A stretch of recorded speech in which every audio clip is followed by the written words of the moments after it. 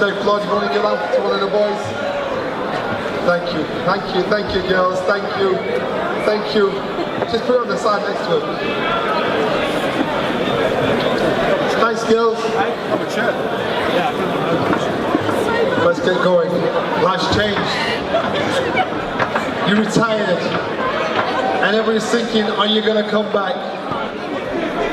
You stayed out. Well, as of right now, you know, it's been a lot of talk about me coming back, competing in the sport of boxing.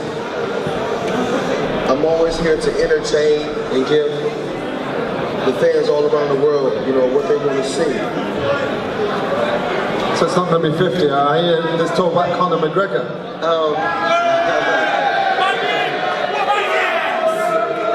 I think that Conor McGregor is very interesting character. You know, he's a hell of a fighter. And actually, you know, the thing that's interesting about Conor McGregor is that he's never lost on the, you know, he's never lost standing up. He only lost on the ground. So, you know, that fight was brought to me on more than one occasion. And we just don't know, you know, what's going to happen as of right now. Do I want the fight to happen? It is what it is. How serious is he about fighting you? I don't think he's really serious. You know, I don't think he's really serious, because if he was serious, we can make the fight happen. But it's not wiped out. There's a strong possibility it still could happen. Very, very strong possibility. Okay, what have you been doing since you announced your time? Just traveling, you know, building my brand, helping young fighters accomplish what they want to accomplish in the sport of boxing. Since the last time I've been here, I think we got two more world champions. We steady building our stable of fighters, helping fighters accomplish what they want to accomplish. On Sky Sports, we saw you put an amazing showing in New York with James DeGale and Badou Jack, and the fans loved it. The UK loved it. Are these something that we're going to have to get used to? I mean, I really have to take my hat off to the fans in the UK. I really want to commend and thank you guys for not just supporting me, but supporting the sport of boxing. You know, you guys keep the engine going. You keep these guys hungry. You keep these guys want to go out there and fight and give the world what they want to see. And we've seen this side of you.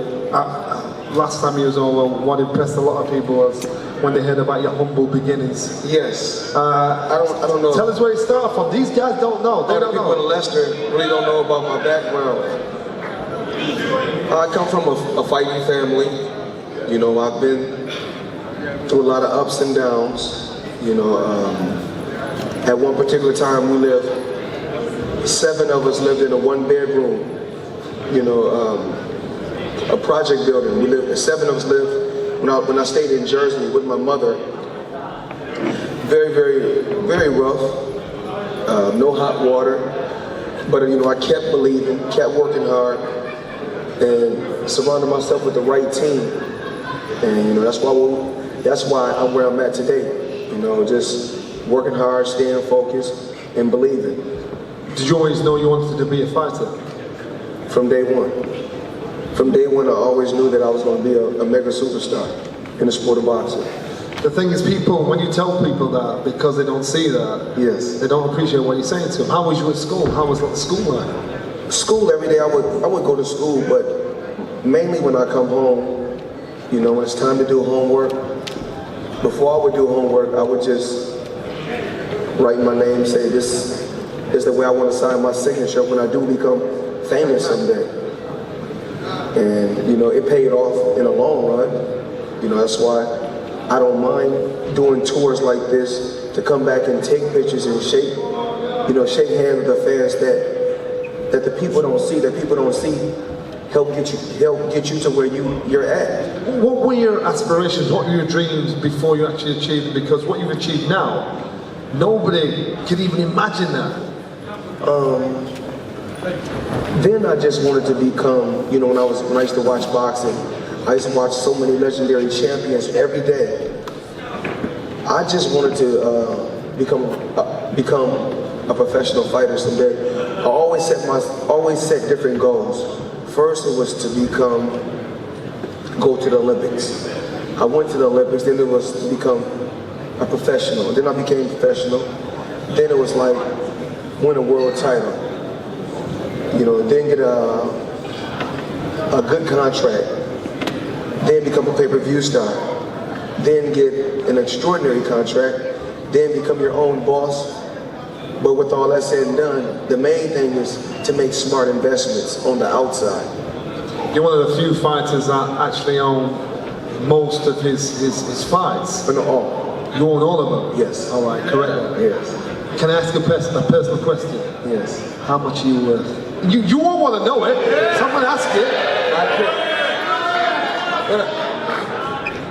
I mean, I can't really say what I'm worth. I mean, I can tell you how much. You know. I mean, I've made somewhere upwards of 800 million. Wow.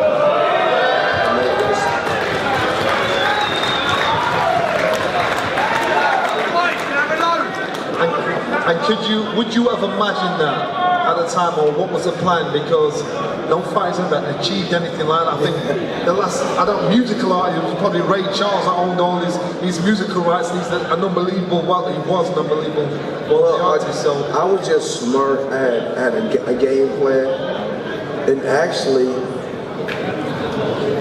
you know what I say to myself and what I say to my staff every day. There's only 3 ways a person can learn: hearing, seeing, and doing, physically hands-on. So there's only 3 ways a person can learn. So, you know, I took my time. Before I bought myself out of my contract, I took my time and I focused every day on the business of boxing. Not just the sport, but I focused on the business. Everybody has a guy. Ali's was Angelo Dundee, Customano was Mike Tyson's. Who was your guy to make such smart business moves? I feel what really makes me such a smart individual. I don't really want to say a guide, but it's just, I surround myself with smart people. You have to surround yourself with smart individuals when you're trying to get to a certain point. And I feel like everyone should play their position. If you're the chef, stay in the kitchen. If you're the masseuse, do the massages. If you're the DJ, you deal with the music. If you're a boxer, you do the boxing. But you were the boxer, but you were the business as well. You understood you need to... But I told everybody around me to master their craft. Be the best at your craft. And if you help me grow, I can help you. Did you have some kind of influences growing up? Because again, I'm just trying to figure out where's this instinct come from. I don't, you know, I think luck played a major part. Just being lucky. Being at the right place, at the right time. You know, being very appreciative, being very thankful. I just think that, if the whole world had money, then the world wouldn't be like it is. So that's why we have the less fortunate, we have the rich, we have the middle class, we have the little, you know, we have the poor, the rich, and the middle class.